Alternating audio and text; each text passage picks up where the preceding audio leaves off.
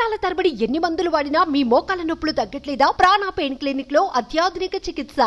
AP మాజీ CM YS Jaganmohan Reddy అక్రమాస్తుల కేసులో big twist చోటు చేసుకుంది. ఈ కేసులో ప్రమేయం ఉన్న భారతీ సిమెంట్స్, జగతి పబ్లికేషన్స్, విజయసాయిరెడ్డిలకు వ్యతిరేకంగా ఈడీ దాఖలు చేసిన కేసు విచారణ నుంచి సుప్రీంకోర్టు న్యాయమూర్తి జస్టిస్ సంజయ్ కుమార్ తప్పుకున్నారు. జగన్ అక్రమాస్తుల కేసులకు సంబంధించి నమోదైన సిబిఐ కేసుల్లో తీర్పు వెలువడిన తర్వాతనే ఈడీ కేసుల్లో తీర్పు ఇవ్వాలని గతంలో తెలంగాణ హైకోర్టు ఆదేశించింది. సిబిఐ, ఈడీ కేసులను విడివిడిగా లేదా సమాంతరంగా విచారించినా ఆ పద్ధతిని అనుసరించాలని అప్పట్లో అంటే 2022 సెప్టెంబర్ 8న హైకోర్టు స్పష్టం చేసింది. అయితే హైకోర్టు తీర్పును గత ఏడాది మార్చి నెలలో ఈడీ సుప్రీంకోర్టులో సవాల్ చేసింది.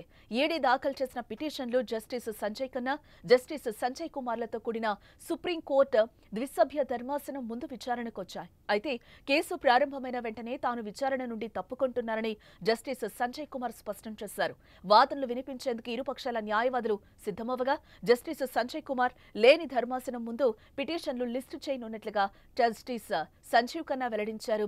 సెప్టెంబర్ 2 నుంచి మొదలయ్యే వారంలో సీజీఐ ఆదేశాల మేరకు మరో ధర్మాసనం ముందు లిస్టు చేయాలని ఆయన ఆదేశించారు.